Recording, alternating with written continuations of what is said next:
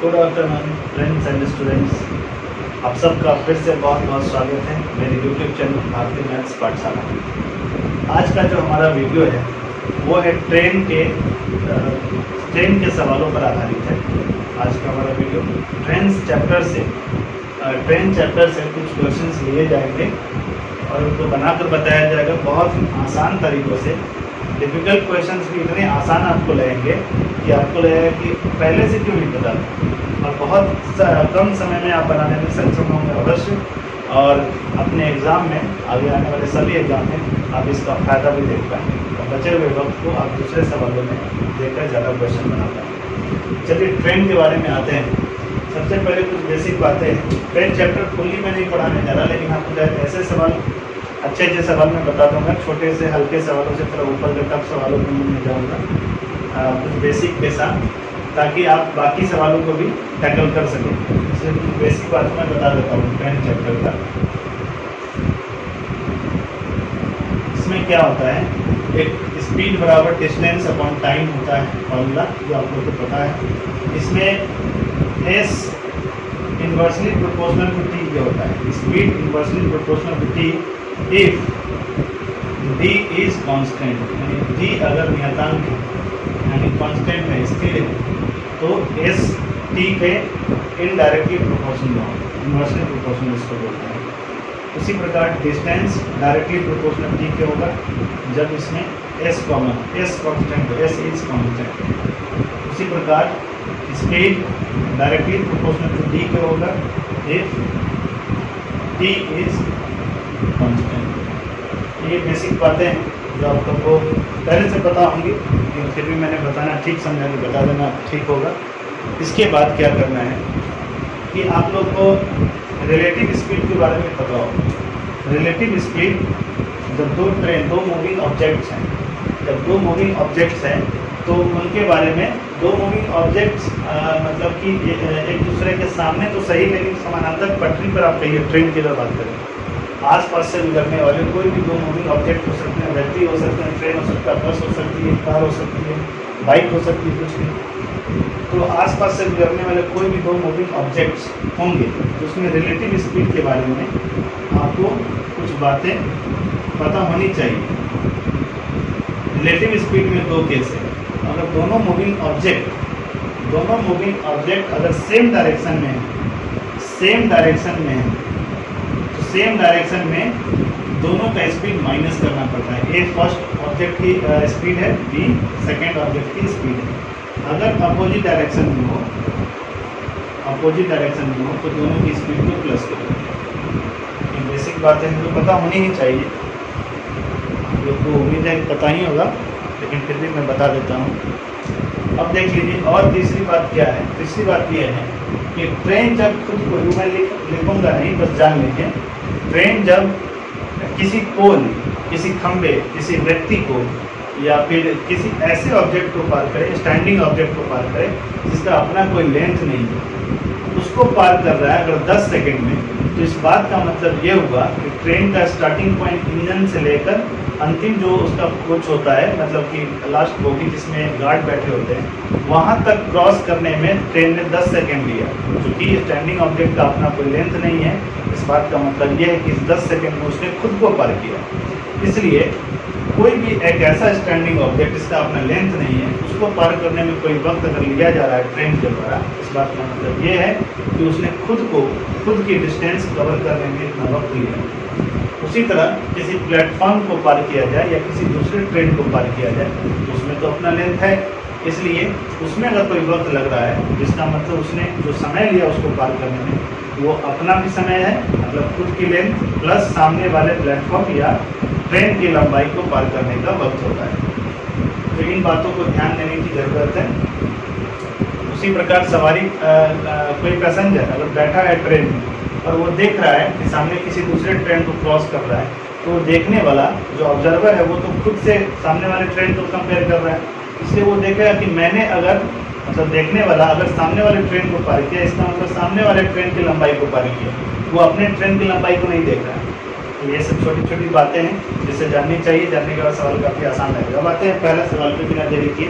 अच्छा, एक चीज़ और, किलोमीटर पर आवर को मीटर पर सेकंड में बदलने के लिए 5/18 से गुना करते हैं। किलोमीटर पर आवर को 1 किलोमीटर पर आवर बराबर होता है 5/18 मीटर पर सेकेंड, और उसी प्रकार 1 मीटर पर सेकेंड बराबर होता है 18/5 मीटर पर सेकेंड। ये छोटी छोटी बातें हैं, ये बहुत ज़रूरी बातें हैं, इसी से सवाल बनते हैं, डिफिकल्ट क्वेश्चन भी बन जाते हैं, इसलिए ध्यान रखना काफ़ी ज़रूरी है। अब बिना देर किए हम लोग आ जाते हैं अपने पहले सवाल पे।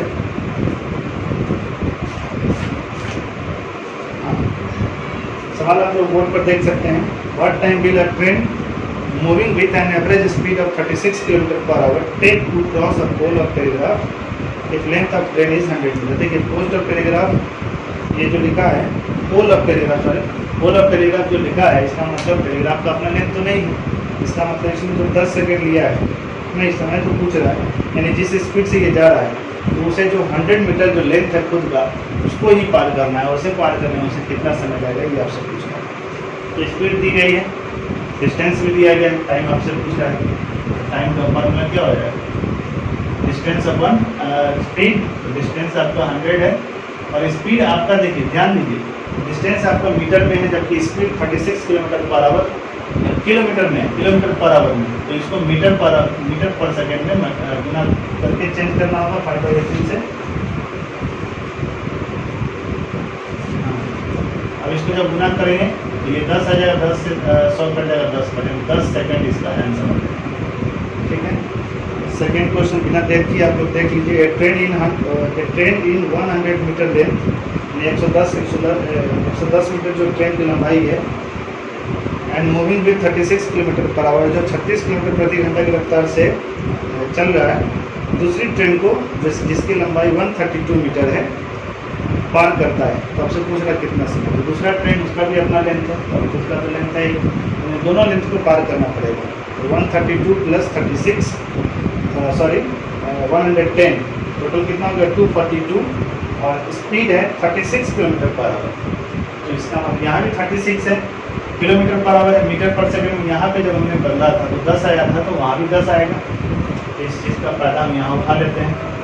टोटल है 242 ही है ना, और 242 बाई स्पीड हो जाएगा 10, यानी 24.2 सेकेंड आ जाएगा। ये तो हल्के सवाल हैं। थर्ड में आ जाते हैं। 2 trains with 121 metre and 99 metre in length. दो ट्रेन है जिसकी पहले की लंबाई 121 मीटर है, दूसरे की 99 मीटर है, मूविंग इन अपोजिट डायरेक्शन, जो अपोजिट डायरेक्शन में चल रहे हैं, जिसका स्पीड है 40 kilometre per our, 32 kilometre per our respectively. In what time will they cross each other after meeting, यानी एक दूसरे को मिलने के बाद वो कब कितने समय में पार कर जाएंगे। तो चूँकि वो दो ट्रेन है, दोनों की अपनी अपनी लंबाई है, यानी टोटल लेंथ तो पार करना ही पड़ेगा, यानी ये टोटल हो जाएगा 121 प्लस 99, यानी 220 मीटर पार करना है। अब चूँकि अपोजिट डायरेक्शन है, तो अपोजिट डायरेक्शन के कारण दोनों का रिलेटिव स्पीड क्या आ जाएगा प्लस करके, यानी 32 प्लस 40 72। अब देखिए पिछले सवाल में 36 किलोमीटर पर आवर का मीटर पर सेकेंड में 10 मीटर पर सेकेंड आया था, तो 72 क्या है 36 का डबल है, 36 का डबल है, इसलिए मीटर पर सेकेंड में डबल आया, यानी 20 मीटर पर सेकेंड आ जाएगा। अब टाइम आपसे पूछ रहा है, तो टाइम का फॉर्मूला वही, डिस्टेंस है आपका 220 मीटर और स्पीड है 20 मीटर पर सेकेंड, जब इसको डिवाइड करेंगे तो यह आ जाएगा 11 सेकेंड। ठीक है, 3 सवाल आप लोगों ने देख लिया। 4 सवाल, चौथा सवाल है, देख रहे हैं आप लोग बोर्ड पे। 2 trains moving in the same direction, यहाँ same direction with an average speed of 50 kilometre per hour, जिसकी रफ्तार 50 और 30 है। Faster train crosses a man sitting in the slower train in 18 second, यानी फास्टर ट्रेन जो है slower train में जो बैठा व्यक्ति है उसको 18 सेकेंड में पार करता है। Find the length of the faster train. तो ध्यान दीजिए, यहाँ पर फास्टर ट्रेन स्लोअर ट्रेन में बैठे व्यक्ति को पार कर रहा है, इस बात का मतलब ये है कि उसने सामने वाले ट्रेन को नहीं पार किया, बल्कि सामने वाले ट्रेन में बैठे व्यक्ति को पार किया, और व्यक्ति जो एक स्टैंडिंग ऑब्जेक्ट के रूप में काम करेगा, इसलिए वो 18 सेकेंड जो वक्त है फास्टर ट्रेन ने खुद को पार करने में वक्त वो गवाया है, इतना समय उसने खुद को पार करने में दिया है, इसलिए वो रिलेटिव स्पीड जो भी होगा 18 सेकेंड से मल्टीप्लाई करेंगे तो डिस्टेंस जो आएगा वो डिस्टेंस होगा खुद की लंबाई यानी फास्टर ट्रेन की लंबाई। तो रिलेटिव स्पीड सेम डायरेक्शन में होने के कारण क्या हो जाएगा 50 - 30 50 - 30 20 किलोमीटर पर आवर। चौथा सवाल यहाँ है डिस्टेंस निकालना है तो स्पीड हो जाएगा 20 किलोमीटर पर आवर। मीटर पर सेकेंड में बदलने के लिए 5/18 से गुना करेंगे और टाइम कितना है 18 सेकेंड। 18 से हमने गुना किया 18 कट गया, ये आ गया 100 मीटर यानी फास्टर ट्रेन 100 मीटर लंबा है। ठीक है, अब बोर्ड पे से सारा मैं इरेज कर देता हूँ। तो नेक्स्ट क्वेश्चन पे हम अब हम लोग आ जाते हैं 5th क्वेश्चन पे। 5th क्वेश्चन पे लिखा है train moving with an average speed of 25 kilometre per our Passage the platform in 18 second. यानी एक ट्रेन जो है 25 किलोमीटर प्रति घंटा की रफ्तार से चल रहा है तो प्लेटफॉर्म का 18 सेकेंड में पार कर जाती है। Thereafter the train passes a man moving with an average speed of 5 kilometre per hour in opposite direction. उसके बाद क्या होता है कि अपोजिट डायरेक्शन में एक व्यक्ति आ रहा है जिसकी रफ्तार 5 किलोमीटर पर आवर है, उसे पार करता है 12 second. Find the length of the train and platform. तब ट्रेन और प्लेटफॉर्म की लंबाई क्या है ये आपसे पूछ रहा है। तो ध्यान देने की बात है कि 5 किलोमीटर पर आवर चूँकि अपोजिट डायरेक्शन में है इसलिए रिलेटिव स्पीड क्या हो जाएगा ट्रेन का प्लस करना पड़ेगा। 25 + 5 30 हो जाएगा 30 kilometre per our. 30 kilometre per our इसको मीटर पर सेकेंड में बदलेंगे क्योंकि वक्त दिया है 12 सेकेंड। अगर ट्रेन की लंबाई की बात करेंगे तो इसका मतलब व्यक्ति को पार करने में जो वक्त लगा है वो खुद को पार करने में वक्त लगा है, इसलिए खुद की लंबाई के लिए फर्स्ट ट्रेन लेंथ, ट्रेन की लंबाई क्या हो जाएगी। तो सेकेंड केस से चलना पड़ेगा जब उसने व्यक्ति को पार किया, रिलेटिव स्पीड तो 30 हो जाएगा। 5/18 से गुना करके मीटर पर सेकेंड में बताएंगे और ये 12 सेकेंड। इसको जब सॉल्व करेंगे 6 × 3 = 18, 6 × 12, 3 से 3 10 बार, ये 100 मीटर आती है यानी ट्रेन की लंबाई 100 मीटर है। अब वापस आते हैं फर्स्ट केस में। फर्स्ट केस में क्या कह रहा है कि उसने प्लेटफॉर्म को 18 सेकेंड में पार किया। तो अब देख लीजिए 25 किलोमीटर प्रति घंटा की रफ्तार से अगर उसने प्लेटफॉर्म को पार किया 18 सेकेंड में तो ट्रेन प्लस प्लेटफॉर्म की लंबाई क्या होती है 25 किलोमीटर पर आवर। 5/18 से गुना करके हमने मीटर पर सेकेंड में बदला और ये 18 सेकेंड की बात है। 18 से 18 कट गया 125 मीटर टोटल। सिर्फ ट्रेन की लंबाई 100 मीटर है जबकि ट्रेन प्लस प्लेटफॉर्म की लंबाई 125 मीटर है। तो प्लेटफॉर्म की लंबाई क्या हो जाएगी 25 मीटर। Is it clear? मेरे ख्याल से अच्छा लगा। कोई भी सवाल अगर नहीं समझ में आए तो आप उससे कमेंट कर सकते हैं, बता सकते हैं, उससे एक्सप्लेन किया जाए। कमेंट करें और शेयर करें,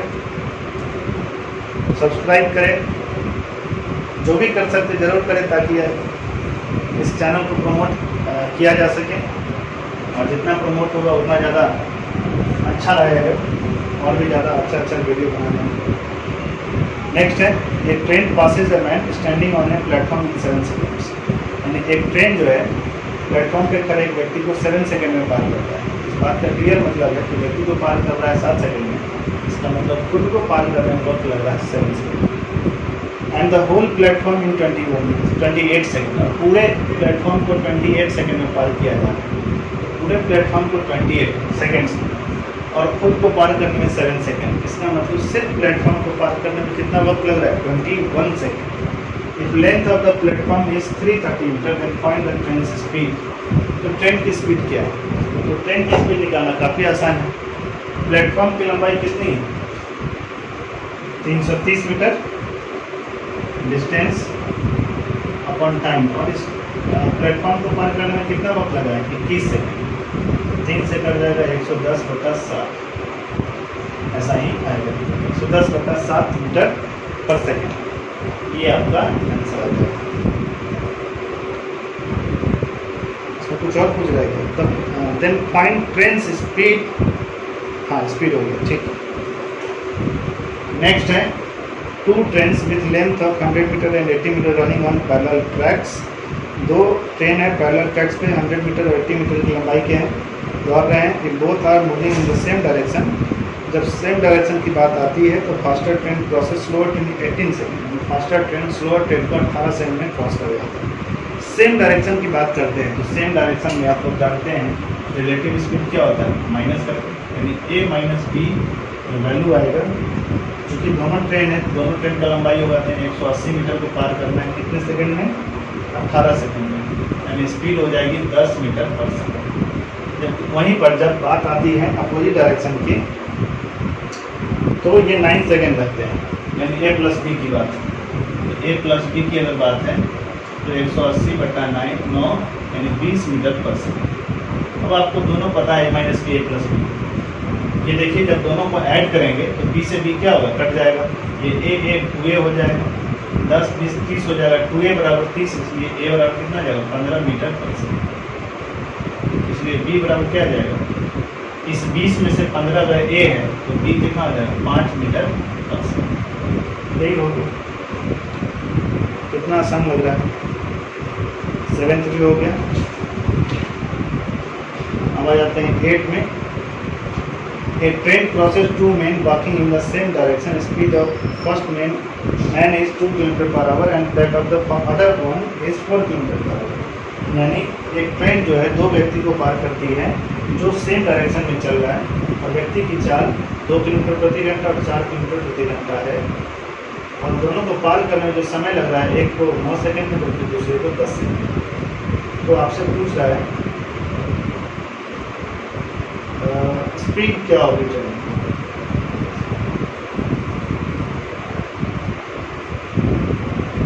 स्पीड पूछा जा रहा है इसमें, छूट गया सवाल।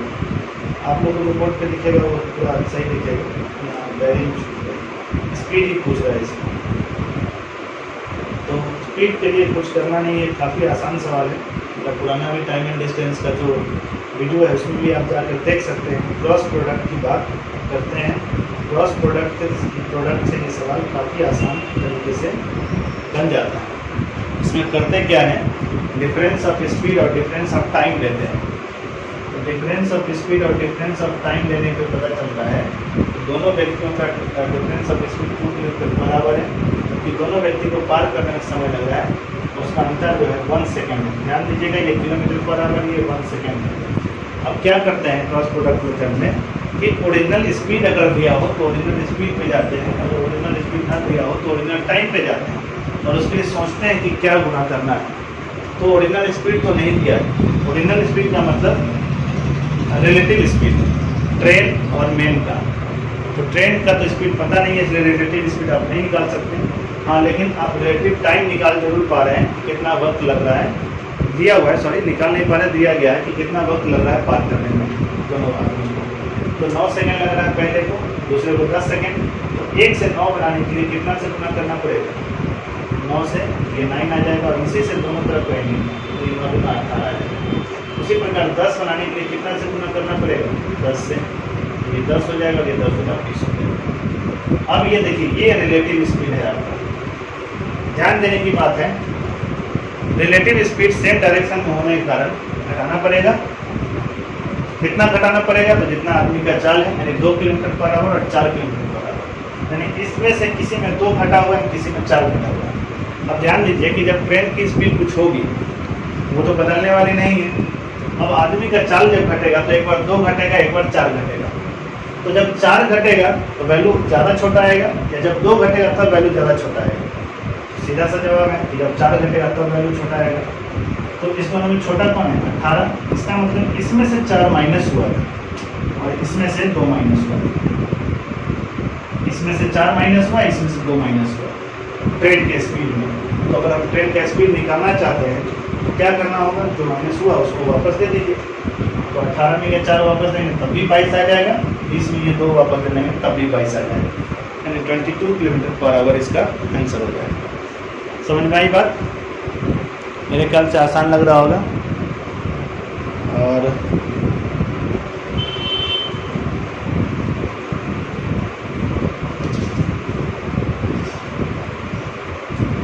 एक और सवाल, एक्सीडेंट वाला सवाल। आप लोग काफ़ी फंसते होंगे इस सवाल में। एक्सीडेंट की बात है, जब एक्सीडेंट होता है तो सवाल फंस जाता है। ट्रेन जब एक्सीडेंट होता है, सवाल आप लोग देख लीजिए। लिखा है a train meets an accident after 50 kilometre per hour sorry a train meets an accident after 50 kilometre of journey, 50 kilometre की यात्रा के बाद एक्सीडेंट हो जाता है। Due to this its speed become 3/4 times of usual speed. Usual speed का 3/4 हो जाता है। इसका मतलब ये हुआ कि रेशियो की अगर बात करें तो पुराना स्पीड 4 और एक्सीडेंट होने के बाद की स्पीड 3। एंड इसके कारण क्या होता है, अपने गंतव्य स्थान पर 35 मिनट लेट पहुंचता है। अब आपको बोलना है the accident takes place 24 kilometre next to the previous place. अगर एक्सीडेंट 24 किलोमीटर और आगे होता, जहाँ पे पहले हुआ था उसके 24 किलोमीटर आगे होता, तो वो मात्र 25 मिनट लेट पहुँचता, यानी 10 मिनट कम लेट पहुँचता। पहले 35 मिनट लेट पहुँचता था, अब 10 मिनट कम यानी 25 मिनट लेट वो पहुँच रहा है। किस कारण? तो 24 किलोमीटर सही चलने के कारण, अगला 24 किलोमीटर और वो सही चलने के कारण। तो अब आप जान लीजिए कि वो सही स्पीड से चले या एक्सीडेंट होने के बाद की स्पीड से चले, दोनों स्थिति में चलना तो उसी दूरी 24 किलोमीटर पर है, और इसी 24 किलोमीटर में सही स्पीड और एक्सीडेंट के बाद की स्पीड के कारण 10 मिनट का बचत हो रहा है या एक्स्ट्रा लग रहा है।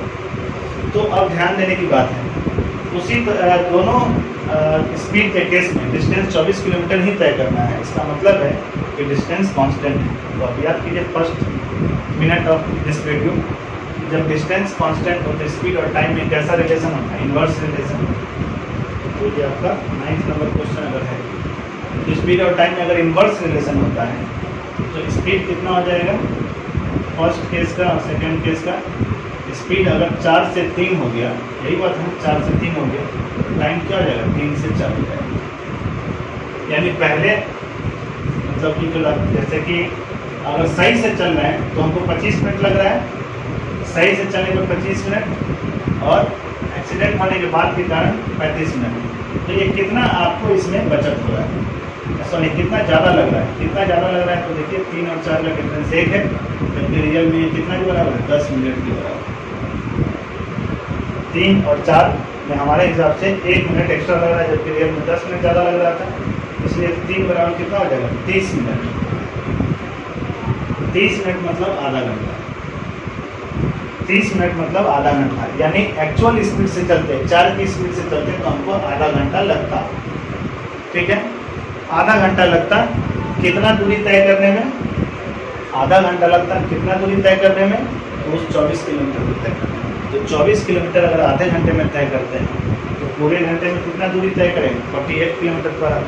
इस बात का मतलब ये है कि इस सवाल में स्पीड जो आएगा वो 48 किलोमीटर बराबर है।